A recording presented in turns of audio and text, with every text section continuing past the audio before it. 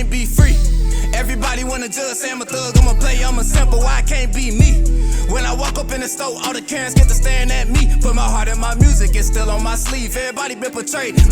So fam, what's the word? This your boy Spiritual Trait, and it is now episode 84 of the Soulful Thoughts blog. And today we're gonna be explaining and preventing demonic possession. Now, before we dive in, don't forget to like, subscribe, and share if y'all want to see y'all boy in the algorithm. Let's dive right into it. So, I'm pretty sure y'all heard of demonic possession, right? Pretty sure y'all seen it in movies and shit like that, right? And y'all probably have y'all own idea of it. I'm basically here to clear up all the spookism that comes behind it, like I do with pretty much everything else spiritual, right? Because even though the movies might have, they might have the actual mechanism of possession correct, we all know that they exaggerate things, right? So let's dive into it. So what is spiritual possession? Well, technically spiritual possession is existence in itself, ain't it? Because us as spirits, we create and possess the mind, and the mind forms and possesses the body. Us, the mind and the spirit come together to form and possess the body, right? So how is it possible for another spirit to possess another spirit's body? Well, let's think about it. Do you honestly think that you are the only spirit that exists within your body, the only spirit that came and created your body? Do you honestly think that? I mean, we could look at nature and see that no large organism is made up entirely of its own, right? It all comes together from smaller organisms, right? Like, for example, a tree. A tree is it's not just one organism, is it? No, all of the elements come together to create it. The tree bark, the branches, the leaves or fruit, whatever that grows from it. All of these life forms come together to form what we call a tree. The same way all of our blood cells and organs come together to shape up and form what we call the human body. But we don't have control over our full body, do we? If that's the case, stop your heart from beating, or slow down your digestive tract, or speed it up at will. We can't do none of these things, right? But we know that our organs are life forms in themselves. That's why we call it brain dead if your brain was to go dead, or we have to, we can remove your kidney and the rest of your body can still be active, right? Your kidney can be dead while the rest of your body is still active. Right, so these are all life forms in themselves. So smaller spirit came together to help you, the dominant spirit, form this body with you. Each and every blood cell and organ has its own spirit keeping that pulse pumping, okay? So organisms, aka spirit, comes together to form larger organisms, larger spirit. All right, so boom, now that we understand that, let's talk about it. What is possession? If y'all see me looking down, it's because I got some I wrote some key points down so I won't forget my talking points. So, what is possession, right? Well, in order for another spirit to possess your body, they have to possess your mind, right? Because the mind is what controls the body. You can't do anything without thinking it first. So that spirit will have to actually take control of your mind, thus take over your body, right? So how does this happen? Well, what is the mind? The mind is a system of mental properties, right? Mental properties, or as I like to call them, mental bodies, come together to form the mind. But damn, Trey, what's a mental body? Okay, let me talk about it. A mental body is a structured thought, intuition, or a vision, such as a memory. Once again, a mental property or a mental body is a structured thought, intuition, or a vision, such as a memory. We structure our thoughts by, holding on to them, right? By transforming thoughts into ideas. Structured intuitions are the intuitions that exist within your subconscious space, the ones that we hold on to subconsciously. These can be your self-defense systems, your sexual desires, any of your lower chakra energies. Those are structured intuitions. And your higher chakra energies are structured thought forms, structured thoughts and visions. A structured vision can be a dream or a memory, any vision that you hang on to, a dream or a memory or something like that. So these are the type of mental bodies that exist within the mind, right? And mental bodies exist within the 7 spaces that we have that we call chakras. Remember, if y'all been watching the channel, a chakra is just a world of awareness that has many worlds of awarenesses within them that we call the mental bodies that I'm talking about. An example of this would be the root chakra, which is a space that your spirit can tap into, right? And within this space, the mental bodies that your spirit inhabits are things like your desires, your habits that can become addictions, your passions, sexual memories, anything that can arouse you. That area of arousal is what we're calling the root chakra space, right? So I'm not gonna go through all the seven chakras. Hopefully y'all can apply that logic to all the rest of the chakras and all of the mental bodies that can exist within them, right? So moving on. So what is demonic possession? Before we get into it even more, we got to break down what is a daemon, right? And I broke this down plenty of times on the channel, but I'm gonna break it down again. A daemon is a spirit that feeds off or is consumed by lower desires that suit the flesh. Once again, a daemon is a spirit that feeds off or is consumed by lower desires that suit the flesh. So these are the daemons these are the spirit that get attached to the lower chakra energies, and they even use their higher chakra energies to please their lower chakra energies. Like they might manipulate you into having sex with them, for example. These are these type of spirits, right? So these type of demons, and that's on a human level. There are spirits out there that's in that wavelength that doesn't have the level of awareness that a human has, because they haven't lived the amount of lifetimes required to make it into the human mind, right? But these are still spirits that are floating around us and can influence our thoughts and feelings. And when these spirits inhabit one of the mental bodies that you created within your mind, such as a desire or a habit or a trigger, which is a forbidden space within your mind, a memory that your spirit doesn't want to revisit. When you have so much energy that you put into these areas, like so much energy that you put, for example, into a memory that you don't want to revisit because it has so much emotional turmoil behind it, that energy, that emotional energy within that mental body is what gives whatever spirit that inhabits that body, that emotional energy that you're giving it every time you get triggered from someone bringing up that memory is what's going to eventually lead to a moment to where you lose yourself in anger. You ever lost yourself in anger and did something?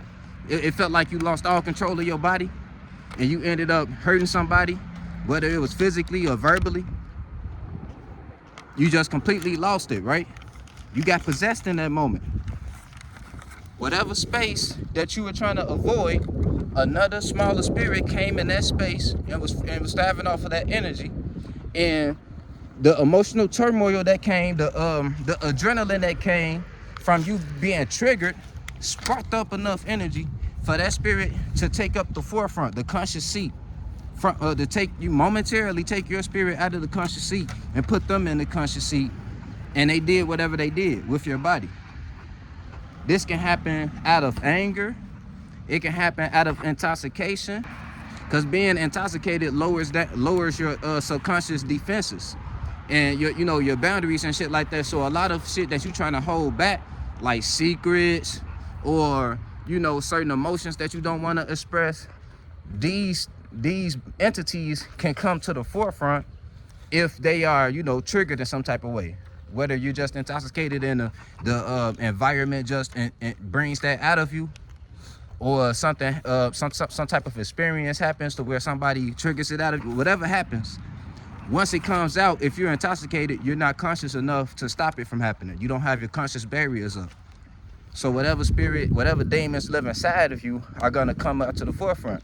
And we know this subconsciously, guys, because that's why we say we fighting our demons, right? Whenever you got some type of emotional turmoil that you're trying to keep hidden from everyone, you call it a demon.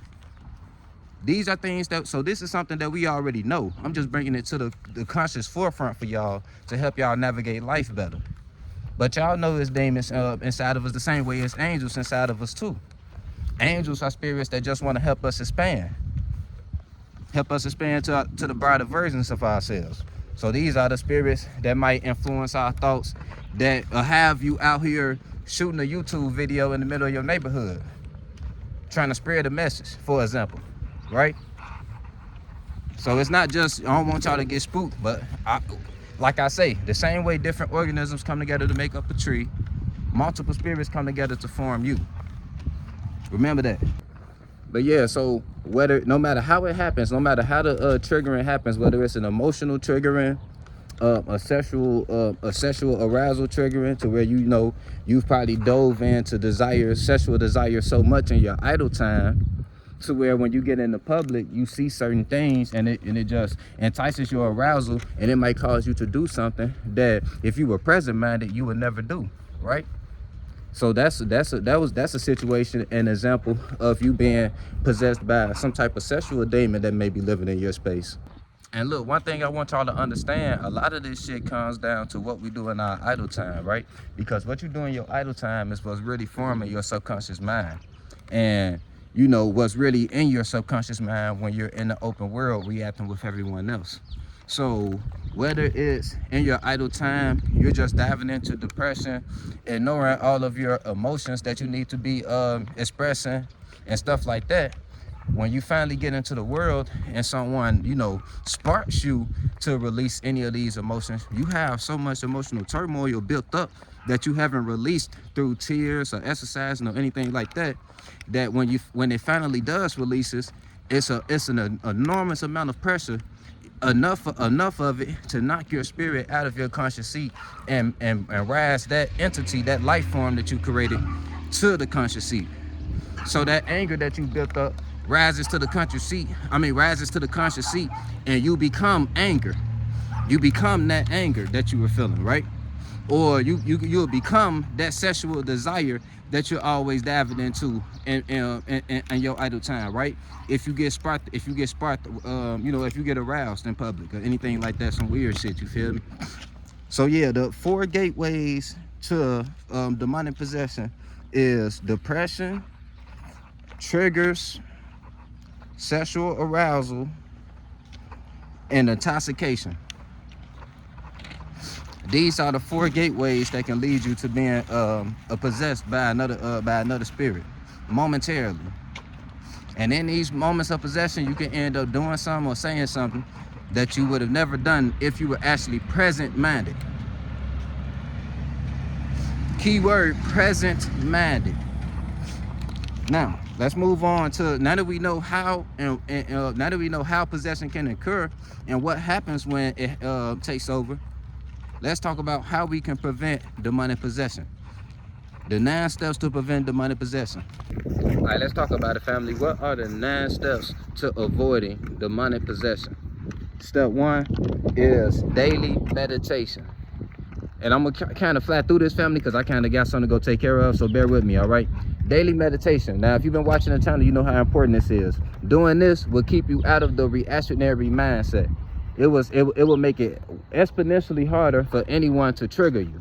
Even if you do got some background things that you need to work on, if you meditate daily, especially on 2 times a day, day and night, before you leave the house and when you come back, you'll be in such a zen state. You'll be in such, with the clairvoyance of the world, that no one will be able to dive your spirit into any of the energies that you may be trying to avoid. All right, so that's step 1, daily meditation. Now, step 2 is shadow work and perception control.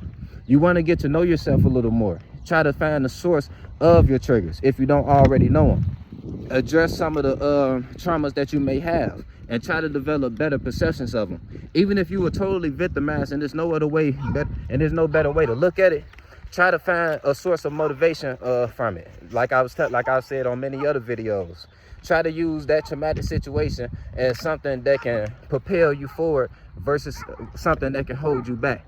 And you do that by being an example. Be an example of how, for people who might need it, that you might go through something, but you don't got to let it keep you down. You feel me? Doing something like that could possibly be your purpose. When we go through traumatic things like that, I feel like that's life telling us that we have a bigger purpose. You feel me? And if you do enough shadow work, you'll be able to come up with a better perception and on how to excuse me, family, on how to look at and how to handle things. Now, step 3 is date yourself. I talk about this on a lot of my videos too. You want to date yourself to develop some intimacy with yourself, develop a little more confidence about yourself, because if you have confidence, you won't have as many insecurities. If you have less insecurities, it will be less triggers. Remember, triggers are what bring demons forefront. All right. Now, step 4 would be to build boundaries. You want to build boundaries from the people who tend to trigger you a lot. People that you know don't align with the type of spirit that you are, and align yourself with those that do. And you do that by following your purpose. The more you follow your purpose, you're gonna meet more spirits that align with that purpose, and boom, you won't be in a space to where you can't be triggered anymore, right? Right. So that's step 4, build boundaries. Now, step 5 is to don't focus on the bigger picture, marvel at the beauty of the pixels. What I mean by that is, yeah, looking at the big picture, that's beautiful, right? We all got a big picture that we're trying to get to, right? A big vision that we have for ourselves. But don't forget to find the beauty in the moment, the beauty of the current life that you are living. Because we always, we always complain, and then we look back on memories with so much fondness, right? Like, we could have been miserable during the moment, then we look back on that moment and be thankful for it. So why not be thankful for it now? Because no matter how bad you think things are, this is just the bridge to your eventual success, right? That's the type of confidence you're supposed to have anyway. So you're supposed to look at it as every day you just building your story to tell.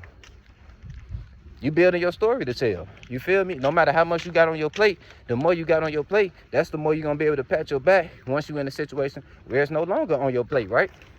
Right. So find the little things in life that's beautiful. You feel me? Now, step 6 is energy circulation. Why? Because the reason it's even possible for a trigger to even exist is due to built up energy in one area. Whether it's a built up emotion or some, it's usually something to do with that, a built up emotion, or just any type of space in your spirit that you might be trying to avoid, which is building a built up emotion. So, yeah, so you want to, what I say? Do energy circulation, which means cry if you got to let the tears out. Go to the gym on a daily. I think everyone should go to the gym on a daily basis, or find some type of physical hobby or activity that'll help you kind of like literally push the energy out of you. Expand the energy out of you. You feel me? Get a punching bag or something, literally punch the energy out of you. These are the things that'll help you kind of like drain this energy, kind of like draining the towel so it can be lighter, right? A wet towel is a lot heavier than a dry one, right?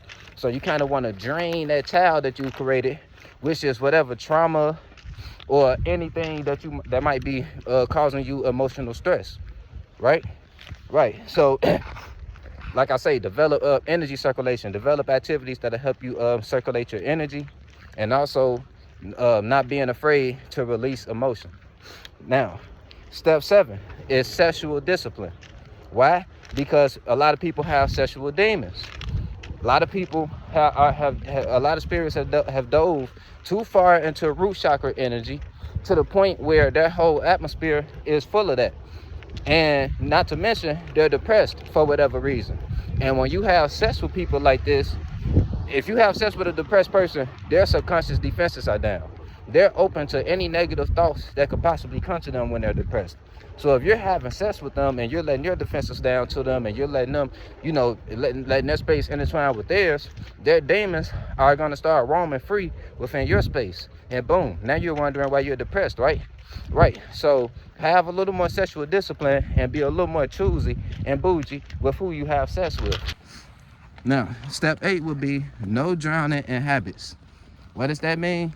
If you are, if you feel depressed in any type of way, or if you feel down in any type of way, do not drown yourself with a habit, trying to drown that emotion with weed, liquor, or anything that you might dive into, sex or anything like that, because it's not going to do nothing but push those demons further into the background. And when they finally get triggered up to the forefront, That's just how crazier they're gonna act, because they've been trapped for so long in the darkness, right? So, like I say, the more you avoid something, the more chaotic it's gonna be if it ever was to get exposed. Now, step 9 is to be patient. Just be patient, family, because no matter how well you write down my steps, study my steps, and try to put these steps into action, it's gonna take time, okay? So be patient with yourself. You're gonna lash out sometimes, you're gonna get triggered and go back to your old ways sometimes. The more that you meditate on the daily, do shadow work on the daily, I promise you, everything is gonna work out. I'm sorry, family, I gotta go. I know that was kind of fast. It's your boy Spiritual Trey signing out. Love you, family. On the beat, start preaching. Feel no evil, see no evil, but peep it. I don't aim for the stars, I want leeches. And a snake spawn, I'ma kill the whole species. Rest in peace to all the peaceful preaching. The youngest wildin', but they say they evil, that's kinda reaching. Who really controlling the way you thinking? Find the truth.